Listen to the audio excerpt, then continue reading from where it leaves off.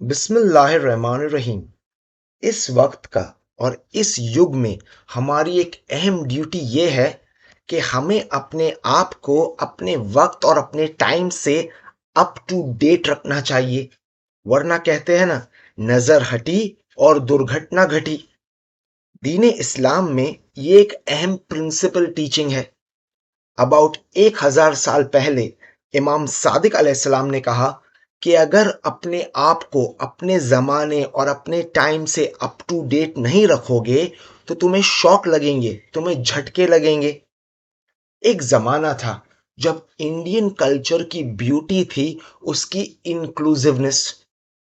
हिंदू धर्म के champion scholar और वेदांता के प्रमोटर और टीचर स्वामी विवेकानंदा कहते थे कि इंडिया सिर्फ यूनिवर्सल टॉलरेंस में विश्वास नहीं करता, बल्कि ये वो इंडिया है जो सारे धर्मों को हक और सच मानता है। लेकिन आज जो ग्राउंड रियलिटी है इससे टोटली ऑपोजिट है। और इसको समझने के लिए, इस चेंज को समझने के लिए हमें समझना चाहिए आज की जो रूलिंग पार्टी है भारतीय जनता पार्टी, इसको समझना जरूरी है। और इसी से रिलेटेड एक बेहतरीन किताब आई है जिसका नाम है द न्यू बीजेपी, जिसे एक बेहतरीन स्कॉलर और जर्नलिस्ट ने लिखा है जिनका नाम है नलिन मेहता। इस किताब में बड़े ही डिटेल्ड वे में, बड़ी इंटरेस्टिंग रिसर्चेस के साथ, कई नंबर्स के साथ प्रोफेसर नलिन ये बताते हैं कि किस तरह 2014 के बाद क्या हो सकते थे वो कारण जिससे बीजेपी ने ये ग्रोथ ली, और ऐसी ग्रोथ ली कि अपने आप को ऐसी पोजीशन पे बिठा दिया कि वो वहां से उनकी जो विचारधारा है, जो स्कूल ऑफ थॉट उसे रन करती है, वो इजीली लोगों तक पहुंचा देती है। इसी किताब में एक बेहतरीन चैप्टर है जिसका नाम है मोदी एट डिजिटल। किस तरह बीजेपी और प्रधानमंत्री मोदी ने टेक्नोलॉजी और इंटरनेट का यूज किया खुद को प्रमोट करने में। तो फॉर एग्जाम्पल 2012 में गूगल जो है उसका जो हैंगआउट्स फीचर था, एक ऑनलाइन फीचर जहां इंटरव्यूज लिए जाते थे लाइव पब्लिक के साथ, उसे प्रमोट कर रहा था। तो वहां पे first time CM Modi first time appear हुए थे, और ये एक हिट हुआ था जहां लाखों लोगों ने व्यूज किए थे। और ये एक ऐसा इंटरव्यू था जहां एडवांस में लोगों ने सवाल भेजे थे और उसमें से मोदी जी ने सिलेक्टेड 18 क्वेश्चंस का जवाब दिया। प्रोफेसर नरीन लिखते हैं कि ये एक अहम वक्त था मोदी जी के लिए, और ये प्लेटफॉर्म इंपॉर्टेंट इसीलिए था क्योंकि उस वक्त की जो मेन स्ट्रीम मीडिया हाउसेस थी, वो जब भी मोदी जी का इंटरव्यू लेती तो उन्हें जो पोस्ट गोधरा, जो गुजरात में जो 2002 का जो कार्नेज और जो वायलेंस हुआ था, उस पे सवाल करती। और वो सवाल उन्हें बड़ा अनकंफर्टेबल कर देते। आपको याद होगा, आप गूगल करिएगा, अबाउट 2008 में मशहूर जर्नलिस्ट करण थापर ने मोदी जी का इंटरव्यू लिया था खुद उनके घर में, और 2.5 मिनट में ही मोदी जी ने वो इंटरव्यू छोड़ दिया था। लेकिन ये प्लेटफॉर्म उनके लिए बेहतरीन था खुद को प्रमोट करने के लिए। अब इंटरेस्टिंग पॉइंट ये है कि मोदी जी गूगल की फर्स्ट चॉइस नहीं थी, बल्कि गूगल ने पहले राहुल गांधी को अप्रोच किया था। राहुल गांधी ने वो ऑफर को रिजेक्ट किया और मोदी जी ने उसे एक्सेप्ट कर लिया। फिर प्रोफेसर नलीन बात करते हैं नैमो ऐप की। ये एक मशहूर ऐप है जहां पे लाखों लोगों ने खुद को रजिस्टर किया है। अब ये ऐसा ऐप है कि एक बार आप रजिस्टर हो जाओगे तो हर साल आपके जन्मदिन पे आपको एक डिजिटल ग्रीटिंग कार्ड आएगा जो मोदी जी की डिजिटल सिग्नेचर के साथ होगा।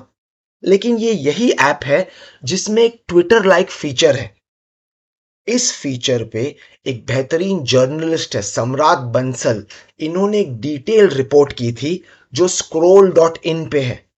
किस तरह इस फीचर का मिसयूज हो रहा है और फेक न्यूज फैलाया जा रहा है।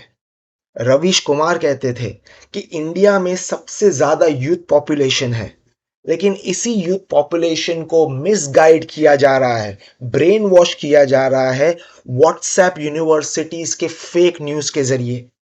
और ये नैमो ऐप यूज किया जा रहा था ये फेक न्यूज फैलाने के लिए। एक एग्जाम्पल देता हूं। इस ऐप पे एक पोस्ट डाला गया था एक संजय गुप्ता नाम के बंदे ने। और ये पोस्ट सब तक पहुंचता है। फिर उसने पोस्ट डाल दिया कि इंडिया में 40,000 रेप होते हैं और ये 40,000 रेप में से 39,000 जो रेपिस्ट होते हैं वो मुसलमान हैं। यानी 90% से ज्यादा जो मुस्लिम्स है वो सारे रेपिस्ट है। अब ये सिर्फ न्यूज आइटम पढ़ के विदाउट रिसर्च किए कोई भी इंसान क्रोधित और जंगली बन सकता है। उसके बाद प्रोफेसर नलीन बात करते हैं इंटरनेट एडवर्टाइजिंग के बारे में। आपको पता है साइकोलॉजी प्रूफ करती है कि किस तरह कुछ ही सेकंड्स की एड्स जो हम ऐड देखते हैं वो डायरेक्टली या इनडायरेक्टली हमारी विचारधारा को बदल सकती है, हमारी स्कूल ऑफ थॉट को, हमारी चॉइसेस को इन्फ्लुएंस कर सकती है। और इसीलिए इंटरनेट एडवर्टाइजिंग बीजेपी का एक पावरफुल टूल था। आप सिर्फ नंबर्स देखिए, गूगल पे जो टोटल एड स्पेंड होता उसमें से 40% का जो स्पेंडिंग होती वो बीजेपी करती। फॉर एग्जाम्पल एक साल बीजेपी का एड स्पेंड गूगल पे 12 करोड़ था, तो उससे ऑपोजिट जो कांग्रेस पार्टी है उसका सिर्फ 3 करोड़। तो अबाउट 20% ऑफ जो बीजेपी करती है। सेम आपको फेसबुक पे मिलेगा, बीजेपी 4 करोड़ स्पेंड करता है तो कांग्रेस लेस देन 2 करोड़। अच्छा, आप एड स्पेंड करोगे कैसे? अपने इनकम से। जब माल होगा तो आप खर्चा करोगे। बीजेपी ने एक साल में अपना इनकम डिक्लेयर किया 1,000 करोड़, तो उसके सामने कांग्रेस का जो इनकम है वो उसका सिर्फ अबाउट अगेन 20%, सिर्फ 200 करोड़। अब इनकम आती कहां से? पॉलिटिशियंस काम तो नहीं करते बल्कि वो दूसरों से काम कराते हैं। इनकम मेनली आती है पॉलिटिकल पार्टीज की डोनेशंस के जरिए। और आप अमेजिंगली गूगल करिए, करोड़ों रुपया हर साल डोनेट होता है।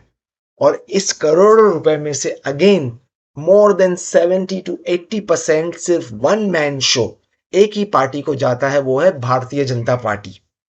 अब इस किताब में से मैंने सिर्फ कुछ पॉइंट शेयर किया आपके साथ, और हमारी ड्यूटी ये बनती है कि हम अच्छे रीडर बने। इमाम अली अलैहिस्सलाम कहते थे कि अगर अपना मानसिक संतुलन नहीं खोना चाहते हो तो अपने आप को किताबों के साथ बिजी रखो। और ये बेहतरीन किताब है जो हम सबको पढ़नी चाहिए। तो बेस्ट ऑफ लक और खुदा हाफिज।